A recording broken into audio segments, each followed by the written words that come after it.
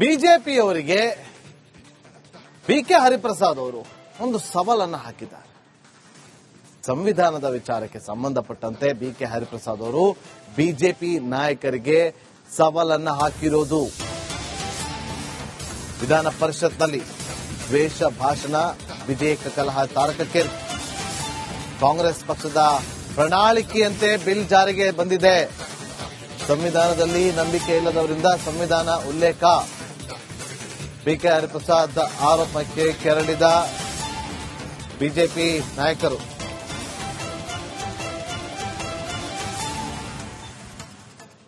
ಪೂರ್ತಿ ಅವ್ರಿಗೆ ದೇಶ ಭಾಷಣ ಬಿಲ್ ಐತಿ. ಇಲ್ಲ ಬಂದೆ ಸಂಖ್ಯಾಬಲ ಇತ್ತು ಅಲ್ಲ, ಅವ್ರು ಮಾತಾಡಿದ್ ನಾ ಹೇಳ್ತಾ ಇದ್ದೀನಿ, ಇಲ್ಲ ಹೇಳ್ತಾ ಇಲ್ಲ. ಸಂಖ್ಯಾಬಲ ಇತ್ತಲ್ಲ, ಸೆಕ್ಯುಲರ್ ಸೋಷಲಿಸ್ಟ್ ಅಂತ ತೆಗೆದುಬಿಡ್ಬೋದಿತ್ತಲ್ಲ, ಯಾಕೆ ತೆಗಿಲಿಲ್ಲ? ಅವ್ರದ್ದೇ ಸರ್ಕಾರ ಇತ್ತು.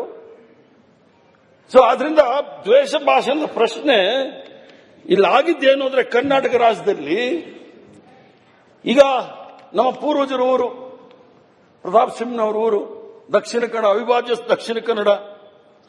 ಅಲ್ಲಿ ದ್ವೇಷ ಭಾಷಣಗಳು, ಅವ್ರ ಹೆಸರು ನಾನು ಹೇಳಕ್ ಹೋಗಲ್ಲ, ಅವ್ರು ಬಹಳ ಜನ ಇಲ್ಲಿರೋರಿಗೆ ಗುರುಗಳು 13 ಕೇಸು ದ್ವೇಷ ಭಾಷಣದ ಮೇಲೆ ಆಗಿದೆ. ಅಷ್ಟಾದ್ರೂ ಮಾಡ್ತಾನೆ ಇರ್ತಾರೆ. ತ್ರಿಪಲ್ ತಲಾಖ್ ಬಂದಾಗ ಏನ್ ಭಾಷಣ ಮಾಡಿದ್ರು ಅಂತ ಹೇಳಿದ್ರೆ, ಯಾರಾದ್ರು ನಾಗರಿಕ ಮನುಷ್ಯ ಆತ್ಮಹತ್ಯೆ ಮಾಡ್ಕೋಬೇಕು, ಆ ತರ ಭಾಷೆಗಳು ಮಾತಾಡಿದ್ರು. ಇದು ದ್ವೇಷ ಭಾಷಣ ನಾವು ನಿಲ್ಲಿಸ್ತಾರೆ, ಇನ್ಯಾರು ನಿಲ್ಲಿಸಬೇಕಾಗಿದೆ? ಸಂವಿಧಾನದ ಬಗ್ಗೆ ನಾರಾಯಣ ಸ್ವಾಮಿ ಅವರು ಹೇಳಿದ್ರು, ಪೂರ್ತಿ ಕೇಳಿ ನಾರಾಯಣ ಸ್ವಾಮಿ, ಆಮೇಲೆ ನೀವು ಹೇಳಿ. ಸಂವಿಧಾನವನ್ನ ನಾವು ತಂದಾಗ ಗೋಲ್ವರ್ಕರ್ ಅವರು ಏನ್ ಹೇಳಿದ್ರು? ಈ ಸಂವಿಧಾನವನ್ನ ನಾವು ಒಪ್ಲಿಕ್ಕೆ ಸಾಧ್ಯ ಇಲ್ಲ, ಇದರಲ್ಲಿ ಪಾಶ್ಚಿಮಾತ್ಯದಿಂದ ಎಲ್ಲವೂ ತೆಗೆದುಕೊಂಡು ಬಂದು ಈ ಸಂವಿಧಾನದಲ್ಲಿ ಅಳವಡಿಸಿಕೊಂಡಿದ್ದಾರೆ. ಆದ್ರಿಂದ ಈ ಸಂವಿಧಾನವನ್ನು ನಾವು ಸುಡ್ತೀವಿ ಅಂತ ಹೇಳಿ ರಾಮಲೀಲಾ ಮೈದಾನದಲ್ಲಾಗಿ ಸಂವಿಧಾನವನ್ನು ಸುಟ್ಟರು. ಸುಳ್ಳಿದು ಇರ್ಬೋದು, ನಾನು ಪ್ರೂವ್ ಮಾಡ್ತೀನಿ. ದಾಖಲೆ ಕೊಡಿ. ಸುಡ್ತೀವಿ ಅಂತ ಎಲ್ಲಿ ಹೇಳಿರೋದು ಪ್ರೂವ್ ಮಾಡ್ಬೇಕಲ್ಲ. ಈಗ ಒಂದು ಮನಸ್ಸಿಗೆ ಬಂದಂಗೆಲ್ಲ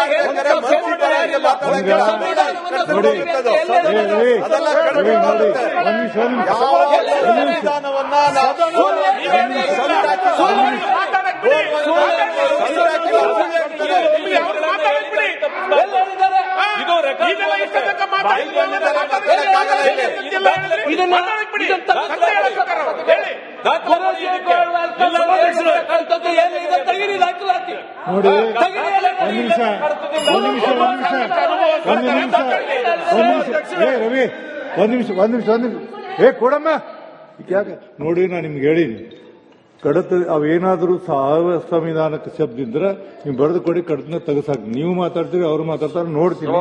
ಯಾವ್ದು ಒಂದ್ ನಿಮಿಷ, ಯಾವ್ದು ಸಂವಿಧಾನ ಪ್ರಕಾರ ಇರ್ತೈತಿ ಅದನ್ನ ಹೇಳ್ತೀನಿ. ಇಲ್ಲ ಅಂದ್ರೆ ನೀವು ಬರೆದು ಕೊಟ್ಟರೆ ಇಮಿಡಿಯೇಟ್ ತೆಗಿತೀನಿ. ಹೇಳ್ಬೇಡಿ ನೀವು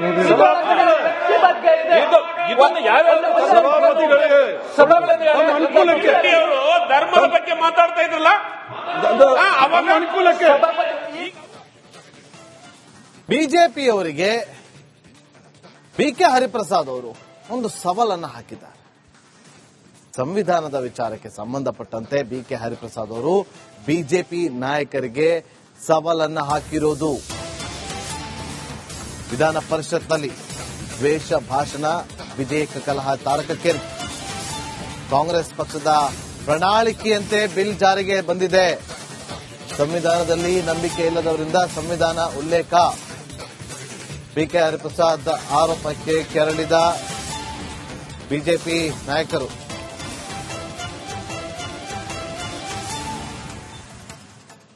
ಪೂರ್ತಿ ಅವ್ರಿಗೆ ದೇಶ ಭಾಷಣ ಬಿಲ್ ಐತಿ. ಇಲ್ಲ ಬಂದೆ ಸಂಖ್ಯಾಬಲ ಇತ್ತು ಅಲ್ಲ, ಅವ್ರು ಮಾತಾಡಿದ್ ನಾ ಹೇಳ್ತಾ ಇದ್ದೀನಿ, ಇಲ್ಲ ಹೇಳ್ತಾ ಇಲ್ಲ. ಸಂಖ್ಯಾಬಲ ಇತ್ತಲ್ಲ, ಸೆಕ್ಯುಲರ್ ಸೋಷಲಿಸ್ಟ್ ಅಂತ ತೆಗೆದುಬಿಡ್ಬೋದಿತ್ತಲ್ಲ, ಯಾಕೆ ತೆಗಿಲಿಲ್ಲ? ಅವ್ರದ್ದೇ ಸರ್ಕಾರ ಇತ್ತು. ಸೊ ಆದ್ರಿಂದ ದ್ವೇಷ ಭಾಷಣದ ಪ್ರಶ್ನೆ ಇಲ್ಲಾಗಿದ್ದೇನು ಅಂದ್ರೆ, ಕರ್ನಾಟಕ ರಾಜ್ಯದಲ್ಲಿ ಈಗ ನಮ್ಮ ಪೂರ್ವಜರ ಊರು ಪ್ರತಾಪ್ ಸಿಂಹನವರ ಊರು ದಕ್ಷಿಣ ಕನ್ನಡ, ಅವಿಭಾಜ್ಯ ದಕ್ಷಿಣ ಕನ್ನಡ. ಅಲ್ಲಿ ದ್ವೇಷ ಭಾಷಣಗಳು, ಅವ್ರ ಹೆಸರು ನಾನು ಹೇಳಕ್ ಹೋಗಲ್ಲ, ಅವ್ರು ಬಹಳ ಜನ ಇಲ್ಲಿರೋರಿಗೆ ಗುರುಗಳು 13 ಕೇಸು ದ್ವೇಷ ಭಾಷಣದ ಮೇಲೆ ಆಗಿದೆ. ಅಷ್ಟಾದ್ರೂ ಮಾಡ್ತಾನೆ ಇರ್ತಾರೆ. ತ್ರಿಪಲ್ ತಲಾಖ್ ಬಂದಾಗ ಏನ್ ಭಾಷಣ ಮಾಡಿದ್ರು ಅಂತ ಹೇಳಿದ್ರೆ, ಯಾರಾದ್ರು ನಾಗರಿಕ ಮನುಷ್ಯ ಆತ್ಮಹತ್ಯೆ ಮಾಡ್ಕೋಬೇಕು, ಆ ತರ ಭಾಷೆಗಳು ಮಾತಾಡಿದ್ರು. ಇದು ದ್ವೇಷ ಭಾಷಣ ನಾವು ನಿಲ್ಲಿಸ್ತಾರೆ, ಇನ್ಯಾರು ನಿಲ್ಲಿಸಬೇಕಾಗಿದೆ? ಸಂವಿಧಾನದ ಬಗ್ಗೆ ನಾರಾಯಣ ಸ್ವಾಮಿ ಅವರು ಹೇಳಿದ್ರು, ಪೂರ್ತಿ ಕೇಳಿ ನಾರಾಯಣ ಸ್ವಾಮಿ ಅವರು, ಆಮೇಲೆ ನೀವು ಹೇಳಿ. ಸಂವಿಧಾನವನ್ನ ನಾವು ತಂದಾಗ ಗೋಲ್ವರ್ಕರ್ ಅವರು ಏನ್ ಹೇಳಿದ್ರು? ಈ ಸಂವಿಧಾನವನ್ನ ನಾವು ಒಪ್ಲಿಕ್ಕೆ ಸಾಧ್ಯ ಇಲ್ಲ, ಇದರಲ್ಲಿ ಪಾಶ್ಚಿಮಾತ್ಯದಿಂದ ಎಲ್ಲವೂ ತೆಗೆದುಕೊಂಡು ಬಂದು ಈ ಸಂವಿಧಾನದಲ್ಲಿ ಅಳವಡಿಸಿಕೊಂಡಿದ್ದಾರೆ, ಆದ್ರಿಂದ ಈ ಸಂವಿಧಾನವನ್ನು ನಾವು ಸುಡ್ತೀವಿ ಅಂತ ಹೇಳಿ ರಾಮಲೀಲಾ ಮೈದಾನದಲ್ಲಾಗಿ ಸಂವಿಧಾನವನ್ನು ಸುಟ್ಟರು. ಸುಳ್ಳು ಅದು ಇರ್ಬೋದು, ನಾನು ಪ್ರೂವ್ ಮಾಡ್ತೀನಿ. ಎಲ್ಲಿ ದಾಖಲೆ ಕೊಡಿ. ಆಮೇಲೆ ಮಾತಾಡಿ ನೀವು. ನೋಡಿ ಹೇಳ್ತೀನಿ, ಆಮೇಲೆ ಮಾತಾಡಿ. ಸುಡ್ತೀವಿ ಅಂತ ಎಲ್ಲಿ ಹೇಳಿರೋದು ಪ್ರೂವ್ ಮಾಡ್ಬೇಕಲ್ಲ. ಈಗ ಒಂದು ಮನಸ್ಸಿಗೆ ಬಂದಂಗೆಲ್ಲ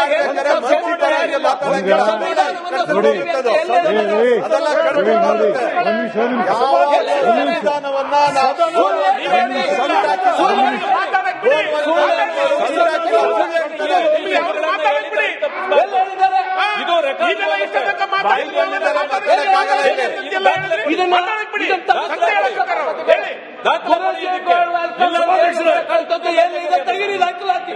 ನೋಡಿ ಒಂದ್ ನಿಮಿಷ ರವಿ, ಒಂದ್ ನಿಮಿಷ ಕೊಡಮ್ಮ.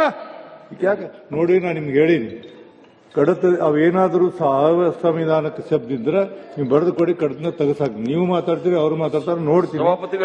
ಒಂದ್ ನಿಮಿಷ, ಯಾವ್ದು ಸಂವಿಧಾನ ಪ್ರಕಾರ ಇರ್ತೈತಿ ಅದನ್ನ ಹೇಳ್ತೀನಿ. ಇಲ್ಲ ಅಂದ್ರೆ ನೀವು ಬರೆದು ಕೊಟ್ಟು ಇಮಿಡಿಯೇಟ್ ತೆಗಿತೀನಿ. ಹೇಳ್ಬೇಡಿ ನೀವು.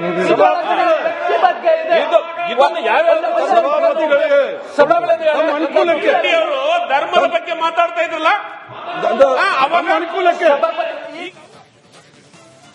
ಬಿಜೆಪಿಯವರಿಗೆ ಬಿಕೆ ಹರಿಪ್ರಸಾದ್ ಅವರು ಒಂದು ಸವಾಲನ್ನು ಹಾಕಿದ್ದಾರೆ. ಸಂವಿಧಾನದ ವಿಚಾರಕ್ಕೆ ಸಂಬಂಧಪಟ್ಟಂತೆ ಬಿಕೆ ಹರಿಪ್ರಸಾದ್ ಅವರು ಬಿಜೆಪಿ ನಾಯಕರಿಗೆ ಸವಾಲನ್ನು ಹಾಕಿರೋದು.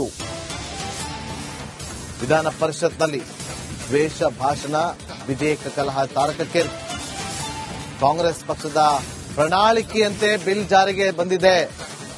ಸಂವಿಧಾನದಲ್ಲಿ ನಂಬಿಕೆ ಇಲ್ಲದವರಿಂದ ಸಂವಿಧಾನ ಉಲ್ಲೇಖ. ಬಿಕೆ ಹರಿಪ್ರಸಾದ್ ಆರೋಪಕ್ಕೆ ಕೆರಳಿದ ಬಿಜೆಪಿ ನಾಯಕರು.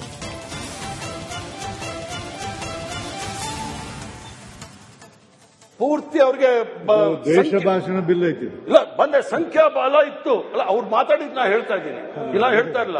ಸಂಖ್ಯಾಬಲ ಇತ್ತಲ್ಲ, ಸೆಕ್ಯುಲರ್ ಸೋಷಲಿಸ್ಟ್ ಅಂತ ತೆಗೆದ್ಬಿಡ್ಬೋದಿತ್ತಲ್ಲ, ಯಾಕೆ ತೆಗಿಲಿಲ್ಲ? ಅವ್ರದ್ದೇ ಸರ್ಕಾರ ಇತ್ತು. ಸೊ ಆದ್ರಿಂದ ದ್ವೇಷ ಭಾಷಣದ ಪ್ರಶ್ನೆ ಇಲ್ಲಾಗಿದ್ದೇನು ಅಂದ್ರೆ, ಕರ್ನಾಟಕ ರಾಜ್ಯದಲ್ಲಿ ಈಗ ನಮ್ಮ ಪೂರ್ವಜರ ಊರು ಪ್ರತಾಪ್ ಸಿಂಹನವರ ಊರು ದಕ್ಷಿಣ ಕನ್ನಡ, ಅವಿಭಾಜ್ಯ ದಕ್ಷಿಣ ಕನ್ನಡ. ಅಲ್ಲಿ ದ್ವೇಷ ಭಾಷಣಗಳು, ಅವ್ರ ಹೆಸರು ನಾನು ಹೇಳಕ್ ಹೋಗಲ್ಲ, ಅವ್ರು ಬಹಳ ಜನ ಇಲ್ಲಿರೋರಿಗೆ ಗುರುಗಳು, 13 ಕೇಸು ದ್ವೇಷ ಭಾಷಣದ ಮೇಲೆ ಆಗಿದೆ. ಅಷ್ಟಾದ್ರೂ ಮಾಡ್ತಾನೆ ಇರ್ತಾರೆ. ತ್ರಿಪಲ್ ತಲಾಖ್ ಬಂದಾಗ ಏನ್ ಭಾಷಣ ಮಾಡಿದ್ರು ಅಂತ ಹೇಳಿದ್ರೆ, ಯಾರಾದ್ರು ನಾಗರಿಕ ಮನುಷ್ಯ ಆತ್ಮಹತ್ಯೆ ಮಾಡ್ಕೋಬೇಕು, ಆ ತರ ಭಾಷೆಗಳು ಮಾತಾಡಿದ್ರು. ಇದು ದ್ವೇಷ ಭಾಷಣ ನಾವು ನಿಲ್ಲಿಸ್ತಾರೆ, ಇನ್ಯಾರು ನಿಲ್ಲಿಸಬೇಕಾಗಿದೆ? ಸಂವಿಧಾನದ ಬಗ್ಗೆ ನಾರಾಯಣ ಸ್ವಾಮಿ ಅವರು ಹೇಳಿದ್ರು, ಪೂರ್ತಿ ಕೇಳಿ ನಾರಾಯಣ ಸ್ವಾಮಿ ಅವರು, ಆಮೇಲೆ ನೀವು ಹೇಳಿ. ಸಂವಿಧಾನವನ್ನ ನಾವು ತಂದಾಗ ಗೋಲ್ವರ್ಕರ್ ಅವರು ಏನ್ ಹೇಳಿದ್ರು?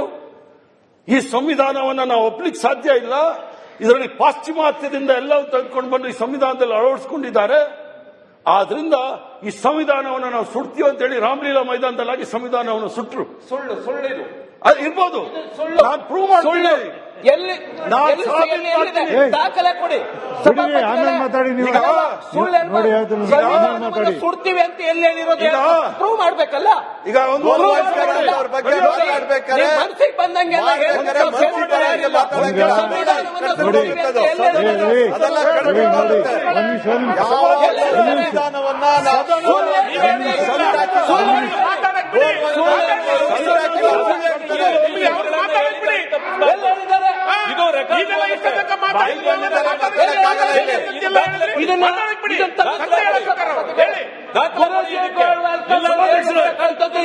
ತೆಗಿರಿ ದಾಖಲಾತಿ.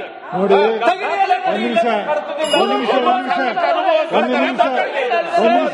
ರವಿ, ಒಂದ್ ನಿಮಿಷ ಕೊಡಮ್ಮ. ಯಾಕೆ ನೋಡಿ, ನಾನು ನಿಮ್ಗೆ ಹೇಳೀನಿ, ಅವೇನಾದ್ರೂ ಸಂವಿಧಾನಕ್ಕೆ ಶಬ್ದ ಇದ್ರೆ ನೀವು ಬರೆದು ಕೊಡಿ, ಕಡತನ ತೆಗೆಸಾಕ್. ನೀವು ಮಾತಾಡ್ತೀರಿ, ಅವ್ರು ಮಾತಾಡ್ತಾರೆ, ನೋಡ್ತೀನಿ. ಒಂದ್ ನಿಮಿಷ, ಯಾವ್ದು ಸಂವಿಧಾನ ಪ್ರಕಾರ ಇರ್ತೈತಿ ಅದನ್ನ ಹೇಳ್ತೀನಿ. ಇಲ್ಲ ಅಂದ್ರೆ ನೀವು ಬರೆದು ಕೊಟ್ಟು ಇಮಿಡಿಯೇಟ್ ತೆಗಿತೀನಿ. ಹೇಳ್ಬೇಡಿ ನೀವು. ಇದನ್ನು ಯಾವ್ಯಾವ ಸಭಾಪತಿಗಳಿಗೆ ಸಭಾಪತಿಗಳ ಅನುಕೂಲಕ್ಕೆ ಅವರು ಧರ್ಮದ ಬಗ್ಗೆ ಮಾತಾಡ್ತಾ ಇದ್ರಲ್ಲ ಅವಾಗ ಅನುಕೂಲಕ್ಕೆ